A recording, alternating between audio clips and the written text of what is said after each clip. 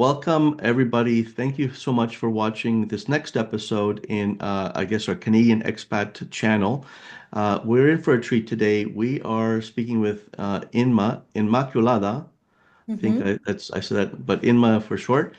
She is a lawyer in Spain, and she's going to tell us all about really important stuff, I'm sure, legal advice in her specialty.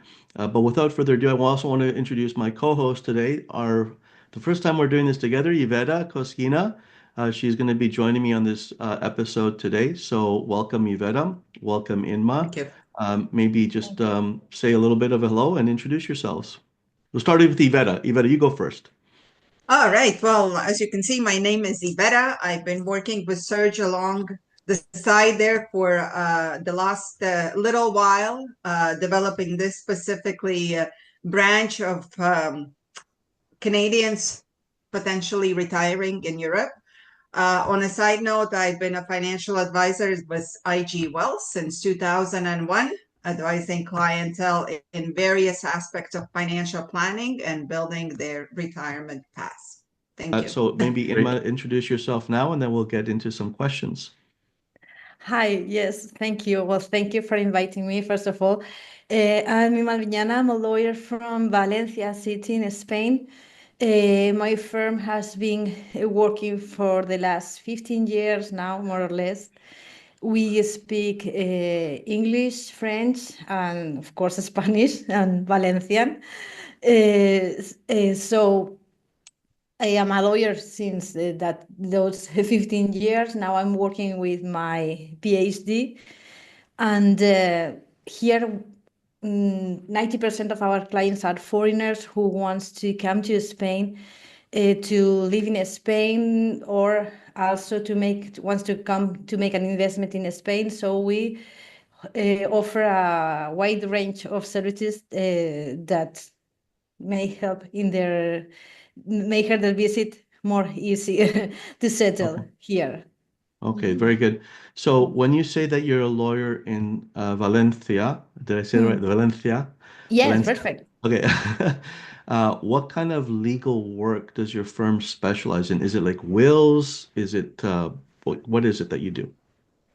Well, as our clients are foreigners, we do almost everything they may need. We start from giving legal advice regarding their visas, the best option for their visas. We also offer legal advice in all the visa process. From that point, once they are here, also if they plan to buy a property, we can also do all the property checks and property surveys. If they plan to rent a place, we can check the rental contract, but also anything that may need once they are here. We deal. My expertise is international private law, so means like everything that which has an international component. It's what we do. So we offer any kind of services that any expat may need. Oh boy, this is a big topic. There's so many questions already filtering through my mind. I'm sure Yvetta too. So let's just start off with a few questions because so I'm living in Canada, let's say, and I want to move to Spain. Mhm. And would you, how does that process work? Do we just have a Zoom call first and figure out what you can do for me, or how does that work?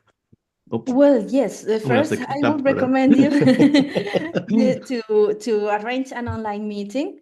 Yep. So in that meeting, you tell me what more or less what will be your plans if you are planning to come to Spain to work here, or you are planning to come to Spain for your retirement. So Okay. according to your plans, we recommend you the type of visa that may suit you more to your case. And also, it's not the same if you are planning to bring your family with you or not. So then we check what will be your best option for your visa. And I will have to tell you that Spain, it's a wonderful country, but the Spanish administration can be tricky. So that's why I prefer always before you come to check what is the best visa option. And because also the majority of the visa has to be applied from the Spanish consulate in Canada. So that's why it's very important to have that online meeting before anything, before you come to Spain. Okay. This is really important, I think, because Yvette and I have spoken with a lot of people and been in a lot of groups, and there's always confusion about, how do I get this done? Like the way I'm listening is like, if I just make a call to your firm and have a consult with yourself or one of your lawyers, you can guide me to say whether I need uh, a digital nomad visa, a non-lucrative visa, whatever visa. And can you also guide me with the NIE application? Like how you can do all, like basically you're consulting for me to say what I should do. Yes, yes, That's that's what we incredible. do. Wow. Yes, that's what we do, because exactly what you're saying is the truth, that many people read on the internet many legal advice that you don't know where that is coming from, or if they really fit to their situation, because sometimes you read about the digital nomad visa, but maybe another option may fit you more, and the application will be easier. So yes, that's basically what we do, to ask you the correct questions and then tell you what will be the best option for you to come to Spain Okay. legally and as smooth as possible. So now I'm assuming that, please correct me, that first meeting on the Zoom, it's like a consult to see if you can offer any help or not, right? And if you do, then you agree to a contract or whatever, how it works, and they would pay you from Canada or wherever they are through some sort of e-transfer service, correct? Correct, that's correct. Okay, okay, good. Yvette, go ahead. I knew it. I am holding. I have a couple of questions, Inma. So in respect to, I understand your international you're an international lawyer. Now that's the question, tax. How are you capable of advising, or is that how you maybe choose or advise that specific visa? Is there any tax planning component in the services that you advise? Okay, yes, the tax planning for me also it's a very important thing. If for someone who is planning to come to Spain and has been all their lives paying taxes in their own country, it's very important to know how much taxes they will pay once they are in Spain. So the first important thing that they need to know is that they will become tax resident in Spain the first year when they will stay more than 183 days in Spain. And that's a standard for all types of visa. If you are under the digital nomad, the non-lucrative, or working visa, for all the types of visa, if from January to December you stay in Spain for more than 183 days, you will become tax resident in Spain. So I always recommend before you come to have, as you said, a tax planning. My firm offers tax planning to know how much taxes you will pay in case they come to live in Spain and they have the same incomes, more or less. So they know how much taxes they will be paying in Spain if at some point they become tax residents in Spain.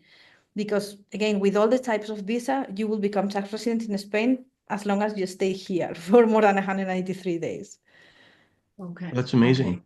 So you have accountant, you refer to taxes or you do the taxes?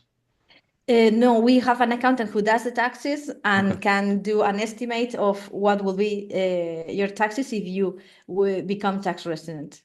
Excellent. Okay. That is excellent. Because here in Spain, the taxes are not done by lawyers. Usually here, the taxes are done by accountants. Same here. Same here. Okay. Then I know Yes. countries where the tax lawyer does the taxes and everything. Here, lawyers, we don't know anything about numbers. So we leave that to the accountants. You have it in-house, which Yes. is really convenient, especially for someone who comes to a country where they're not sure, they don't have necessarily all the connections. And when these professionals are under the same roof, it's just so much easier to collaborate and get the product out the door in respect to whatever it might be, visa or whatever service for the client. That's excellent. Yes, Yeah. I think so too. When Mhm. you are working with international clients, as you are doing now, it's very important to have connections in different countries, know as much as possible how it works, how everything works abroad. And also here in Spain, we have connections with surveyors for doing property checks, with bank managers, with construction companies. So even we have connection with dentists. So because That's we important. offer full relocation services. So for our clients, it's important to have like a point where they could ask whatever they need. Sometimes, of course, the work is not directly done by a lawyer. We have assistants in the firm too, but Of course. all the contacts we provide are reliable contracts that we know and we can recommend, of course. Are a lot of your Perfect. clients, where are they coming from? Canada, US, like between North America, is it kind of 50-50 or how does it work? Yes, we have a lot of clients from the US, from Canada, and from the UK Okay. because, yes, English speaker client is Where are all the the Spaniards living if all these people are coming in? That's incredible. Yes. And how do they find you? Like how you just is it referral or Honestly, when I started, I had most of my clients were coming from the internet. Also, we are recommending in some websites from consulates, from the UK consulate, the consulate from Ireland. Uh, so at the beginning, almost all the clients came from the internet, but now it's true that we have many referrals from other clients who knows all other expats and they are recommending us a lot. And that's, and I thank you, my clients, for that. That's Yes. a yeah. that's a good sign, Inma. That's a very good sign if you can be recommended, right? That means you're doing your job very well. Yes, yes. Excellent. When I see that, and when someone's are telling me that they are recommended by a Facebook group or from wherever, I'm really thankful for that, honestly. Yeah. Now, you mentioned that you're in Valencia. Uh, does that mean you're only in that area, or do you do all of Spain? How can you explain a little bit about how that works? Well, in Spain, we have 17 communities, so a part of the regulation could be different, especially in uh, in in visa in law because the documents Mhm. may be a bit different in each region. We can deal with for visa in all the Valencian community, but also in the rest of the country too. And also we collaborate with, of course, if we are collaborating with lawyers from different countries, we also are collaborating with another lawyers from different regions from Spain to get that specific advice or to go with a client to some place who whatever they need in a different regions from Spain, in Madrid, Barcelona, or wherever they may Yeah. need. So we offer services in the whole country.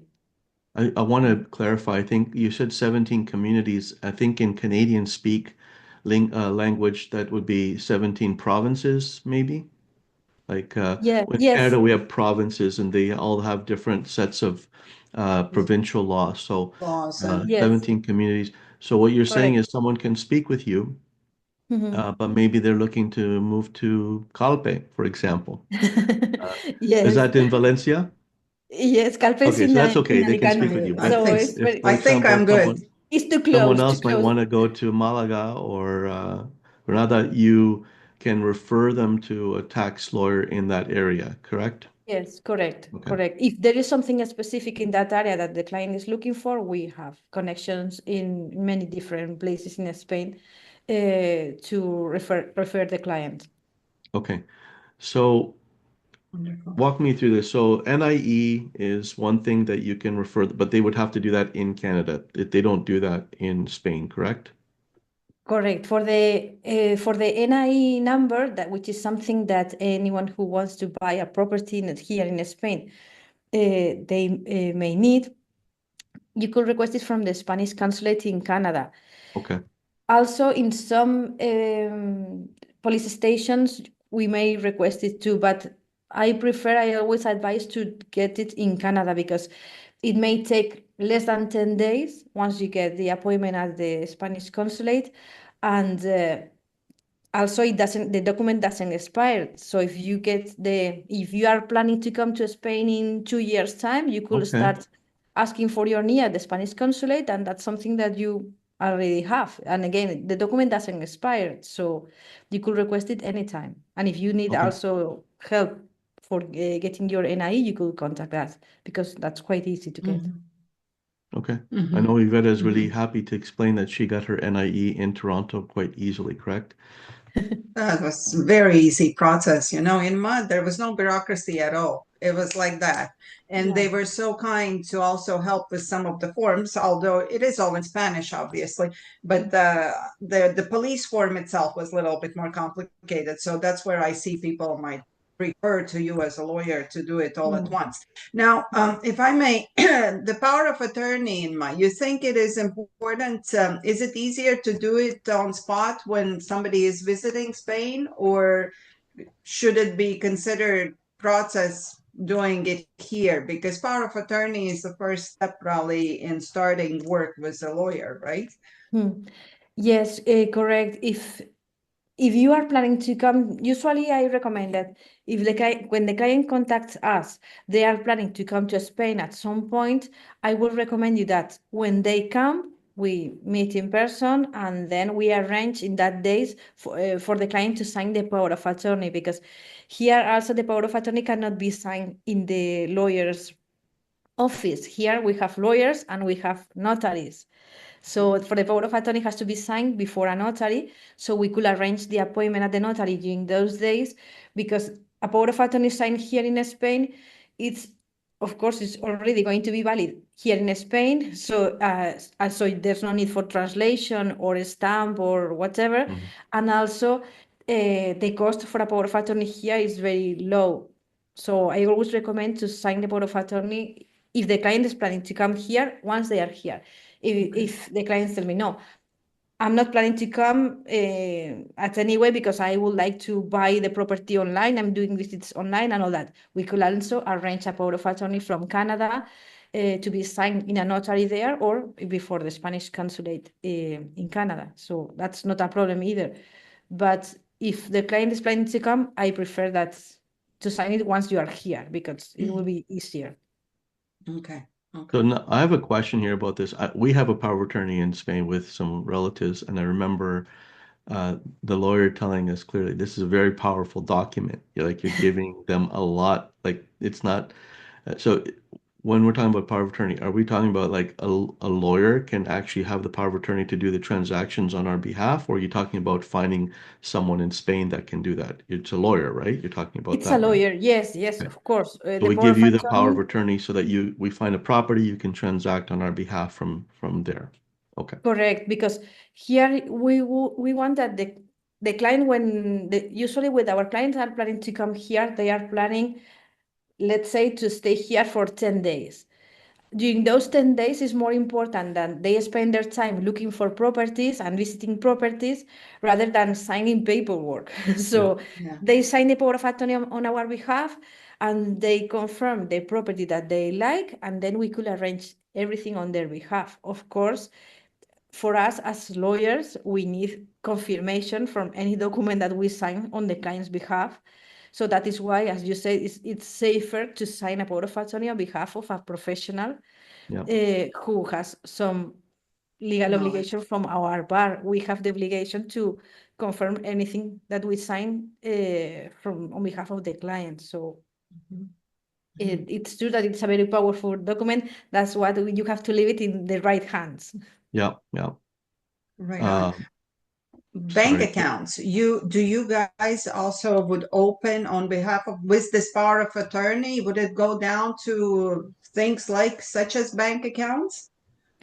Yes, we depending on again what the client asks for. Maybe the client wants to set up the bank account once they are here.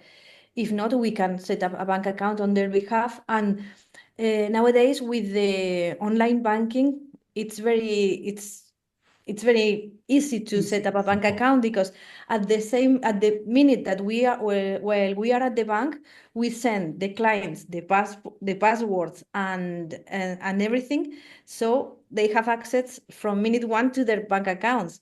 They are in Canada and they just receive a message from the bank stating that you now have opened a bank account in Spain. Just confirm your password and that's it. So Wow, that's yes, so incredible. yes. Yes. So You're at the like, time Yes. when we are at the bank, yeah. they receive everything and they can check their bank account from minute one. We had this question coming up in a previous masterclass where what is actually required to open up a bank account in Spain? You don't need residency there, right? You just need an any, No. an NIE, is that right? Or you And don't I, even need a NIE. You only need the passport, because you can set up a non-resident bank account. And for that, the most important documents that you will have to provide will be, of course, your passport, but also to fulfill with the money laundering regulations, you will have to provide the source of the money that you are going to deposit in that bank account, Yeah. which, if you are just using that bank account for your daily payments or something that it could be small, you will have to provide your last income taxes and your last pay slip if you have, or pension certificate or whatever. If you are also planning to buy a property, you will Mhm. have to provide the bank the documents to prove that where the money for the property purchase is coming from, which Right. means that if you are selling your property in Canada and buying another property in Spain, you will have to provide the documents from the sale of your property in Canada. So when the bank in Spain receives the money will go straight forward to your bank account, and the bank is not going to make more questions because they Yeah. already have the No, we documents understand. that yeah. you have fulfilled all the money laundering regulations. So Okay, now Yes. I have this question. So let's say I'm coming to Spain and I meet with you and I sign a power of attorney, and you just explained all that to me, right? But I don't have my tax returns with me or anything like that. Like I'm leaving and you're going to open up the bank account. If the bank needs additional items, do I then send it to you, security, to provide to them? Or because yes, I may not have everything in my back pocket. And what about the translation services and all those things? Because some of them, like, how does Good that all question. work? Mhm. usually, with the online meeting that we had before, Yeah. if you tell us that you are planning to set up a bank account, we tell you the documents in advance. So as you said, Okay, good. you come with the documents from Canada, or you send the documents to us in advance. So we have checked already, provided the documents to the bank, so that when you will go to the bank, you will only sign the bank account and that's it. Okay. But if And not, you, could be provided after too. okay. The bank can wait for the documents to be finished, and then it's when they like activate your bank account, because Okay. that documents nowadays are very very important for the bank before, and they are not going to provide you the bank account number and things like that until they have those documents. Okay. Mhm. So what I'm hearing, and I'm just repeating this because, you know, I want to make sure it's embedded in me, but I know people want to hear it a couple of times. The first step, book an online meeting. Tell you Yes. what I want to do, and you're going to say, okay, here's what you need to bring. Yeah. Like I'm assuming even like mortgage statements or bank statements or whatever from here, are you going to Hmm. just take my word for it that this is it, or does it have to be notarized from here somehow? Does it have to get some sort of special stamp? Usually for the banking, they only need the original documents. It may happen that because the banks Well, hold on a are second. Now, accepting. let me just interrupt you there. When you say original documents, in Canada, we are pushing, all the big firms are pushing online. There's no Hmm. more original documents. You're printing it off from your computer at home. So Yeah, what that's a happens? problem that we sometimes have with, here in Spain, still we still have the companies, for instance, still have a stamp. So they seal most of the documents. So sometimes that's a problem that I have with foreign clients, that the bank is requesting, for instance, the labor contract stamped by the company. Okay. And I have to explain the bank, but the stamp doesn't exist in 90% of the rest of No, the. I know what stamp you're referring to. It's usually they do have the stamps, but it's at a head office somewhere. It's not at the retail Yes. branch level anymore. It's not like you walk into a bank and they'll have it anymore. So they Yeah, usually yeah, have to send it to some back office to get it done. Okay, so yeah, but you'll yeah. explain all of that to people. Yes, we explain. Okay. Yes, we have. The thing is, I was bank manager myself many years ago, but I know how this works, and we have contacts in the banking. So they know that our clients are international, and they know the documents usually they have to ask for. So usually now they accept the documents in English and French. So to Okay. open the bank account, at least the process is not as bureaucratic as for the visa. So you could just provide the PDF documents, and if the bank confirms, then you can set up the bank account. Usually they don't request stamps or apostilles or official translations, Okay. as long as the Mm, documents are in English or French. A question from understood. a consumer standpoint. Let's say I'm trying to, it's going to be expensive, all this stuff. Are there parts that I could do without involving you? Like, can I open up a bank account from Canada online? Is that possible? In a Spanish bank, no. You will see that there are many banks offering online, you can online bank account, and once if you try to start the process, at some point they tell you, okay, now you have to go to an office to confirm all your documents. Makes sense. Okay. So you will see that you cannot finish with the setup of the bank account online. At some point, they request you You to go have to to go the in. Yeah. office. Yes, and also a problem that many expats face when they go to any branch. Let's say that they come here with their passports and some documents, and they try to do it by themselves. The problem that they are facing is that not all the branch are used to deal with foreign Yeah. documents. Yeah. So many times they are asking for the wrong documents, or they just simply say, no, we don't open bank accounts for foreigners because they don't want to deal with international documents. So sometimes Mm. I have seen many clients who are telling me, well, no, it's impossible to open, to set up a bank account here in Spain. Don't try.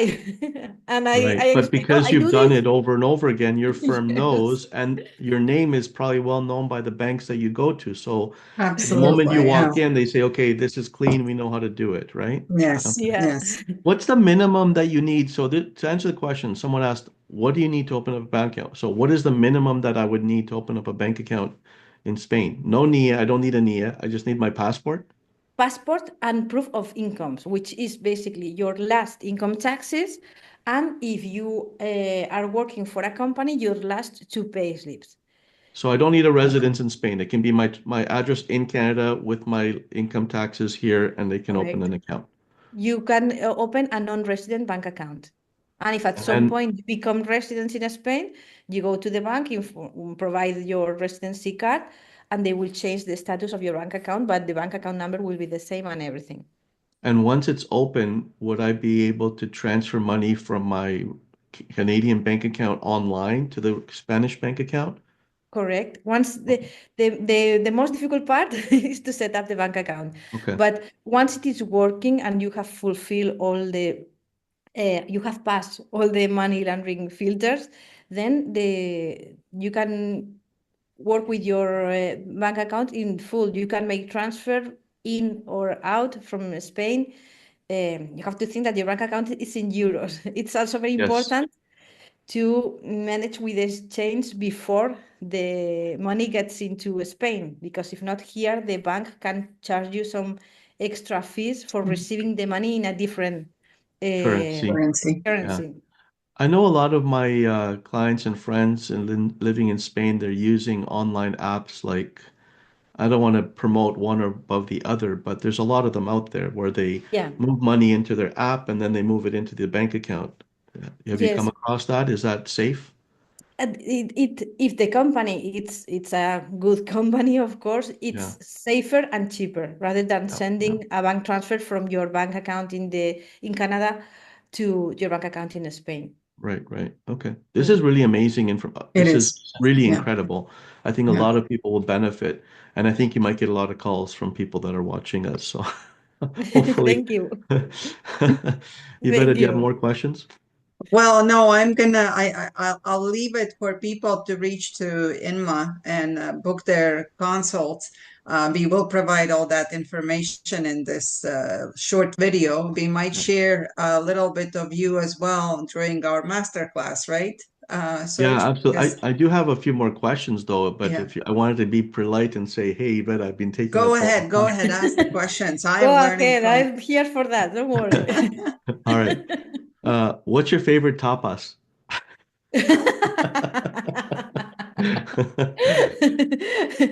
Well, Or I always recommend one tapa that, yeah. you have the name is very difficult to say, which is croquetas. Oh, come on, Croquetas. croquetas. We Croquetas, made it yes. at home. We made that here too. My cousin is married to a Malagueno, Ah, and good. they were Ah, here in Toronto, and we went to their place, and he taught us his grandmother's recipes for croquetas. Yeah. very But yeah, nice. Yeah. those are very good. Yes, yes. And also I am from Valencia, so you have to try the paella at least once in Yes. life. Yes, Is of it well course. known for paella in Valencia? Is that the The center of the special, universe for yeah. Yes. paella? Yes, Uh-oh, it's be where the careful. We might paella start was a born. Yeah. That's right. Yeah, yeah, yeah. very nice. Here. That's right. Okay, That's that right. was an easy question. All right, next question, more difficult. What if I'm coming? Do you know anything at all about people traveling with pets? Do you take care of pets? Legal Well, recommendation. Legal requirements, well, yeah? usually for the pets, it is only requesting the information through their vets because the most important thing is that their passport are correctly with all the stamps and Yeah. all that. So usually the vet in their country knows if all the legal documents There's are correct. As long as those documents are correct in their country, Spain is going to accept it from okay. Canada. Okay. Hmm. From Canada. And I know in some airlines you could travel with your pets with you, which Yeah. Yeah. it means a world, of course, if you want to travel with your pet to take him with you. Okay, so Yeah. yeah, because no, I don't have pets, but that question's come up a lot, and I've looked into it, and you're right. Some airlines, if they're small enough, can be with your feet. Dogs or cats, I think, but nothing else. And then Yeah. if it Yes. depends on the time of the year, if it's like winter time here, they will actually, if the pet is larger, they won't let you Mm, travel with the pet because they'd have to go in the cargo, and it's too cold there. So Yeah. there's mm. times of the year that they won't, but it's an interesting question. People don't think about that as well. Um, Yeah. It's a You okay. know, complicated question though. and It's here we have we are one of the few countries which have included in our divorce law the visitation for the pets. Wow. So if you want to come to Spain with your pets, and you have to think that if you get divorced in Spain, your husband or your wife may have visitation rights with the pet too. Wow, that's incredible. it's Okay, Yeah. so beautiful. let's send it off on that question then with like the visitation rights. Going back to my original question, you're also doing wills for people in Spain? Yes. Okay, so expats coming to Spain, it's recommended, right, that they have a will in Spain? Yes, yes, of course. It's recommended to have a will in Spain because it's the advice is similar to the power of attorney. The thing is here in Spain, to sign a will is quite cheap, and also can avoid many problems in the future. Because Yeah. even if you have a will in your country, in Canada, to sign another will in Spain for your assets in Spain may avoid many problems in the future because Yeah. you don't need at the time when you will have to use the will, you don't need official stamp or translations or whatever because you are making a Spanish document and Yeah. it could be valid only for your assets in Spain, so you Yeah. don't need to involve your will in your country. And Mhm. also as a foreigner you could request, and you are entitled to do so, to sign the will according to your personal law. So Yeah. you could sign a will in Spain according the Canadian law. Oh, really? Okay. So the Spanish law doesn't affect you at all. I wonder though, I guess if you die in Spain without a Spanish will and you have a property, does it go under Spanish law then because there's no will? Or does it do you know? In the case of Canadian citizens, the applicable law will be the Canadian law, the personal law. But in the case of European Union citizens, the applicable law will be the Spanish law, Oh, which is totally different to any wow. other regulations in a different world. Yes, because we have a EU regulation stating that the applicable law is the applicable law of the place of your residency, not your nationality. So for the Mhm. Canadian citizens, won't be a big problem because the Canadian law is the applicable law. But the problem is that we may need to get some documents that will come from Canada, so we will have to legalize them, Right. provide a legal. It's still a complicated mess, basically. I, So for me, that I'm also European passport hold, like I'm part of the European Union, so I Mm, hold both passports. If I were to purchase a property in Spain, I would be under the European law if I were to die with property, correct? correct. Yes. Okay, yes. that's interesting to know. Yes. Okay, Yes. And that's a whole new thing to learn because there's completely different taxation, right? It's on death, it deemed to be disposed as well, most likely. And yeah, Yes, I that's I'm another scared. thing. If you don't sign a will in Spain, it's a miss from the beginning until the end, because Yeah. first the documents that you need, it's for the for the heirs, it's a problem. For any small thing could cost a lot of time and money. But also for the taxation could be different if they cannot prove that you were resident in one place or another. I think that you are living a problem because they need yeah. to provide many documents to the Spanish administration. And if you sign a will, again, the cost Mhm. is minimum. Also, the will in Spain is quite easy. You only have to appoint the beneficiaries. So if you buy different properties or do whatever with your money, you don't need to change the will as long as you don't change the beneficiaries. So I definitely recommend to sign a will if you are buying a property at the time when you are buying the property, if possible. So quite a few Got closing it. costs. Maybe Got that's it. something we'll get Excellent into in advice. the next time of these costs, Mhm. because as financial planners in Canada, when we're working with people like Canadians that want to move, we want to get a good idea of what is the actual costs of picking up and leaving, because we can talk about the withholding taxes and so on, but these Mm. one-time costs, the airplanes, the consultation fees, the property purchase, these are all different numbers. I'd love to get into that with you in another session if you have time. Today, thank you so much. If someone wanted to get in touch with you, what's the best way? Is it email, WhatsApp? What's the best way? We have both. It could be email or WhatsApp. We have both, and for a consultation, you could contact us both. Okay. And that email, I'll confirm with you, but we'll put it up on the screen or in the description. Uh, Really amazing. I learned a lot today. Thank you so much. Any Same. parting comments or questions from either of you? Just It's just thank you for giving me the opportunity to talk to you. It has been very nice for me too, and to have your connection in Canada, which for me also is very important, to know more about the Canadian expat Absolutely. planning. Anytime you have questions about Canadian, you just let us know. We'll reciprocate. All Thank right. and in my it's just a proof in action that the more we talk, the more we understand how much we don't know or haven't thought about for this process of potentially they're moving or simply buying a property. So there's much more to learning and finding out. So thank you so much. This is not the first and not the last time we're talking with you. We appreciate you. Thank you. Thank you. thank you. Thank you both. Disclaimer. The content of this video is for informational purposes only and does not constitute legal, financial, or professional advice. While every effort has been made to ensure the information is accurate and up to date, it may not apply to your specific circumstances. We recommend consulting directly with qualified professionals or relevant organizations before making decisions based on this discussion. This video is not intended to solicit clients or promote specific services. Neither the interviewers, the interviewees, their affiliations, organizations, nor any associated parties assume liability for any errors, omissions, or outcomes arising from the use of this information.